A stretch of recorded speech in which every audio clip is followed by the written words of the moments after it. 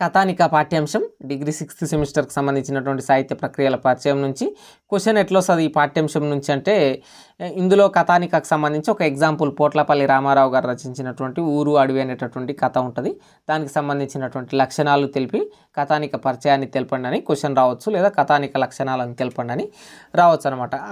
కథానిక అంటే సాహిత్య ప్రక్రియలలో ఇది కూడా ఒక రకమైనటువంటి పాట, పద్యం, గేయము ఇట్లా ఏ విధంగా కథ ఉంటాయో అందులో కథానిక అనేటటువంటిది ఒకటి. ఇక కథ సాహిత్య ప్రక్రియకు కొంత స్వల్ప భేదం ఉన్న, అంటే కథకు కథానికకు కొంచెమే తేడా ఉంటుంది. రెండింటిని కూడా షార్ట్ స్టోరీ అనే పిలుస్తారు.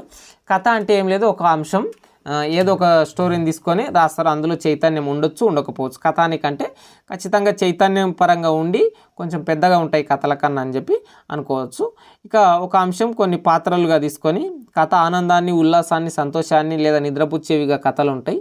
కథానికలు అనేటటువంటి సామాజిక స్పృహను కలిగిస్తూ పెద్దగా ఉంటాయని చెప్పి గుర్తుంచుకోగలరు. కథానిక అనేటటువంటి పదం కత్ అనేటటువంటి ధాతువు నుంచి ఉద్భవించింది. కత్ అంటే చెప్పుట, మాట్లాడుట, సంభాషించుట అని చెప్పుకోవచ్చు అనమాట. కథానిక లక్షణాలు, కథానికకు ఉండేటటువంటి రచనా నైపుణ్యాలకు సంబంధించినటువంటి ప్రస్తుత పాఠ్యంలో చర్చిస్తాం.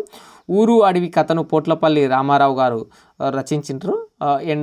ఎండ మండుతుంది అని చెప్పి దాహం వేసిందని ఒక గ్రామంలోకి వెళ్దామని అక్కడికి వెళ్తే ఏ ఊరు మీది, ఎవరు మీరు, నీ పేరేమిటి అని చెప్పి ప్రశ్నిస్తారు, కానీ నీళ్లు మాత్రం ఇవ్వలేదని. చివరికి అడవిలో ఒక చిన్న వాగు ఎదురై అక్కడ ఒక చెల్మి వద్ద తన దాహాన్ని తీర్చుకున్నాడని ఒక రచయిత ఒక ఊర్లోకి పోయింటాడు ఎండాకాలం. పోతేనంటే ఏ ఊరు మీది, ఎవరు నువ్వు, నీ పేరేంటి అని క్వశ్చన్లే అడిగినారు. 3-4 ఇళ్ళకి వెళ్తే కానీ ఎవరు కూడా వాటర్ ఇవ్వలేరు అనమాట. వాటర్ ఇవ్వకపోతే అడవిలోకి నడిచేస్తే అక్కడ ఒక చెల్మెలో వాటర్ తాగింటాడు అనమాట. ఇంకా కథానికకు సంబంధించినటువంటివి మనం లక్షణాలు ఆ కథ నుంచి మనం తెలుసుకోవాలన్నమాట. కథానికలు అనేటివి రాజకీయ పరంగా, సామాజిక పరంగా, ఆర్థిక పరంగా, కళాపరంగా వివిధ రంగాల్లో చైతన్యపరిచేవిగా ఉంటాయి. 1936లో ఇంద్రగంటి హనుమత్ శాస్త్రి గారు కథానిక అనే పేరును స్థిరీకరించడం జరిగింది. కథానిక నిర్వచనాల ప్రకారం తెలుగు అకాడమీ నిఘంటువు, ఎడ్గర్ హెలెన్ పో తెలుగు కథానిక అనే పుస్తకం వాళ్ళు నిర్వచనాలు ఇవ్వడం జరిగింది. కథానిక నిర్వచనాలకు సంబంధించి ఇంతకుముందు చెప్పినట్లు సామాజిక స్పృహను కలిగించే విధంగా ఉంటుందని చెప్పి కథానిక నిర్వచనాలు ఇచ్చిండ్రు. తెలుగు కథానిక అనే పుస్తకం ఒక ఆసక్తికరమైన సంఘటన, ఒక విచిత్రమైన మనస్తత్వాన్నో, ఒక అపూర్వమైన పరిస్థితినో, ఒక అందమైన ఆలోచనను, ఒక మర్చిపోలేని అనుభవాన్నో, దేన్నో ఒక పాఠకుని హృదయంలో గాఢంగా అత్తుకునేలా చేయడం కథానిక అని చెప్పడం జరిగింది. తెలుగు కథానిక అనేటటువంటి పుస్తకం ఎడ్గర్ హెలెన్ పో నిర్వచించడం జరిగింది. అట్లాగే తెలుగు అకాడమీ నిఘంటు కొంత సత్యాంశంతో కూడిన కల్పిత గద్య గ్రంథం అని చెప్పి చెప్పడం జరిగింది. కథానికకు సంబంధించినటువంటి నిర్వచనాలకు సంబంధించి వీళ్ళ పేర్లు రాయండి. కథానిక లక్షణాలు, రాసే విధానం, ఉపయోగాలకు సంబంధించి ఈ ఊరు అడవి పోట్లపల్లి రామారావుకు సంబంధించినటువంటి కథ. రచయిత ఎండాకాలం ఒక ఊర్లోకి వెళ్తాడు, అక్కడ నీళ్ళు ఇయ్యరు అనమాట. నీళ్ళు దాహం వేసిందంటని అడిగితే కూడా ఇయ్యరు. ఇంకా అతను అడవిలోకి వెళ్ళింటాడని చెప్పి పోట్లపల్లి రామారావు గారు రాసినటువంటి కథ ఊరు అడవి కథ. ఇది కథానికకు సంబంధించినటువంటి ఎగ్జాంపుల్. ఇందులో క్లుప్తత, అనుభూతి, ఐక్యత, సంఘర్షణ, నిర్మాణ సౌష్టం అనేటటువంటి లక్షణాలు ఉంటాయి. వీటిని మనం చర్చించుకోవాలి. మొట్టమొదటిది క్లుప్తత. క్లుప్తత అంటే కథానిక క్లుప్తత అనే ప్రాణం అని చెప్పుకోవచ్చు. తెలుగు కథానిక ఎడ్గర్ హెలెన్ పో తెలుగు అకాడమీ నిఘంటువులు క్లుప్తతకు సంబంధించినటువంటి నిర్వచనాలు ఇవ్వడం జరిగిందనమాట. ఇక అంటే స్టోరీని డెప్త్గా చెప్పడం క్లుప్తత. అట్లాగే అనుభవ ఐక్యత అంటే కథానికకు ముక్కుసూటిగా ఉండాలి అని చెప్పి చెప్పడం జరిగింది. ఊరు అడవి కథలో దాహం తీర్చడానికి ఎన్నో ఆటంకాలు, చివరికి దాహం తీరింది, ఒకటి స్టేట్ పాయింట్. అదే అనుభూతి, ఐక్యత దగ్గర ఆ కథను దగ్గర చేస్తుంది. సంఘర్షణ కథకు వేగాన్ని, చురుకుదనాన్ని కలిగిస్తుంది. సంఘర్షణ కథా వస్తువులోంచి సహజంగా పుట్టాలి.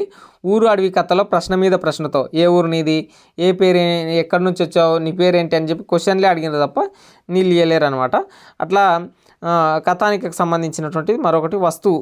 రచయిత చెప్పదలుచుకున్న లేదా ఎంచుకున్న అంశమే కథా వస్తువు. ఇది సృజనాత్మకానికి, శక్తికి నిదర్శనం అని చెప్పుకోవచ్చు. వస్తువు అంటే మనం ఎంచుకున్నటువంటి థీమ్, దానికి సంబంధించినటువంటి కథానికకు సంబంధించిందని చెప్పుకోవచ్చు అనమాట. ఇక రచనా నైపుణ్యాలు. కథకు జీవితమే ముడి పదార్థం. ఒక కాలంలో జరిగిన సంఘటనల ఆధారిత కథలన్నీ ఒక కాలపు చరిత్రలని చెప్పుకోవచ్చు. ఇక నిర్మాణ సౌష్ఠవం అనేటటువంటిది కథలోని అన్ని కోణాల సమన్వయం, కథ ప్రారంభం, కొనసాగింపు, ముగింపు, ఊరు అడవి కథలో దాహం వేసి దాహం కోసం ప్రయత్నాలు చేసి చివరికి దాహం ఎట్లా తీరింది అనేటటువంటి ఒక మంచి నిర్మాణ సమన్వయం ఉంటుందన్నమాట. ఇక సంఘటనలు సన్నివేశాలు అనేటటువంటి లక్షణాల విషయానికి వస్తే, సన్నివేశాలు సంఘటనలు ఒకటి కావు. రైతు పొలంలో నాగలి దున్నుతున్నాడు అనేది ఒక సన్నివేశం. నాగలి దున్నుతున్న ఎద్దు నోట్ల నురుగలు కక్కుకుంటూ పొలంలోనే కూలిపోయింది అనేటటువంటిది సంఘటన, సిచ్యువేషన్. సీన్, సిచ్యువేషన్ అని చెప్పుకోవచ్చు ఇంగ్లీష్లో. ఇక శిల్పం అనేటటువంటిది జోనర్, అమరిక, అల్లిక, లీనర్, నాన్ లీనర్ కథలు ఉంటాయని. ఫ్లాష్ బ్యాక్ టెక్నిక్, డైరీలోని పేజీలు, జ్ఞాపకాలు, కలబడడం, ఇట్లాంటివన్నీ కథానిక కథలు ప్రారంభంగా ఉంటాయి. పాత్రలు అనేటటువంటివి ఎట్లుంటాయంటే వస్తువు స్వభావాన్ని బట్టి పాత్రలు ఉంటాయి. మనుషులు, జంతువులు, చెట్లు, వేషధారణ, మాట తీరు, పాత్రకు పేర్లు ఉంటాయని చెప్పి చెప్పుకోవచ్చు అనమాట. మనకి ఇచ్చినటువంటి ఊరు అడవి కథలో పాత్రకు పేర్లు అనేటటువంటివి ఏం లేవు, జనరల్గా ఉంటాయి. ఇక ఎత్తుగడ అనేటటువంటిది ఎట్లా ఉంటుందంటే కథా వాతావరణాన్ని తెలిపేటట్లుగా ఎత్తుగడ అనేటటువంటిది ఉంటుంది. కథ పేరు, టైటిల్ అనేటటువంటిది చాలా చాలా ఇంపార్టెంట్. ప్రతిబింబించే విధంగా ఉండాలి మొత్తం సారాంశానికి. పెద్ద భవనానికి చిన్న కిటికీలు తెరిచినట్లు ఉండాలి. కిటికీలోంచి వెలుగు కాంతి కిరణం పడినట్లు ఉండాలని చెప్పి చెప్పుకోవచ్చు. అట్లాగే ముగింపు అనేటటువంటిది, ప్రారంభం అనేటటువంటిది కొసమెరుపుగా ఉండాలి. చాలా సింపుల్గా అందరిని ఆకట్టుకునే విధంగా ఉండాలి అని చెప్పి ఉండాలి. అట్లాగే కంఠస్వరం ఎట్లా ఉండాలి, కథానికలో రాసే పాత్రల కంఠస్వరం అనేటటువంటిది ఒక్కొక్క రచయిత ఒక్కొక్కలాగా ఆలోచిస్తాడు. దీన్ని మనం పర్టికులర్గా చెప్పలేం. ఒక రచయిత ఒక విధంగా ఒక స్లాంగ్లో రాయొచ్చు, ఇంకొక రచయిత ఇంకొక స్లాంగ్లో రాయొచ్చు. కథలోని అంశాన్ని బలంగా ప్రస్ఫుటించే విధంగా రచయిత వివిధ కోణాలుగా, ఇప్పుడు పుష్పలో ఉండేటటువంటి హీరో ఒకలాగా మాట్లాడతాడు, కేశవ్ ఒకలాగా మాట్లాడతాడు, ఇంకో జగపతి బాబు ఒకలాగా మాట్లాడతాడు, ఇంకో పర్సన్ కొండారెడ్డి ఒకలాగా మాట్లాడుతూ, ఇట్లా డిఫరెంట్గా ఉంటుంది కదా. అట్లా వర్ణనలు అనేటటువంటి వస్తువు, స్థల, కాలాలకు లోబడి చేసేటటువంటివి వర్ణనలు అని చెప్పి అనుకోవచ్చు. అంటే వర్ణన అంటే ఇక్కడ ఛందస్సు, అలంకారాలు ఏముండవు, కేవలం ఒక అంశాన్ని, సీన్ని తీసుకొని పొడుగుగా రాస్తారు. భాష అనేటటువంటిది గ్రాంథిక భాష అయినా వాడుక భాష అయినా ఇది రచయిత ఇష్టం. ఎట్లా అయితే సంభాషణలకు అనుగుణంగా భాష అనేటటువంటిది వ్యక్తుల జీవితాలకు దగ్గరగా ఉండే విధంగా రాయాలి. కథానికకు జాగ్రత్తలు, అక్షర దోషాలు లేకుండా రాయాలి. రాసిన దాన్ని పదే పదే చదువుకోవాలి. వెంబడే ప్రచురించవద్దు, సాధ్యమైనన్ని సవరణలు చేయాలి అని చెప్పి ఇది కథానికకు సంబంధించినటువంటి పాఠ్యం.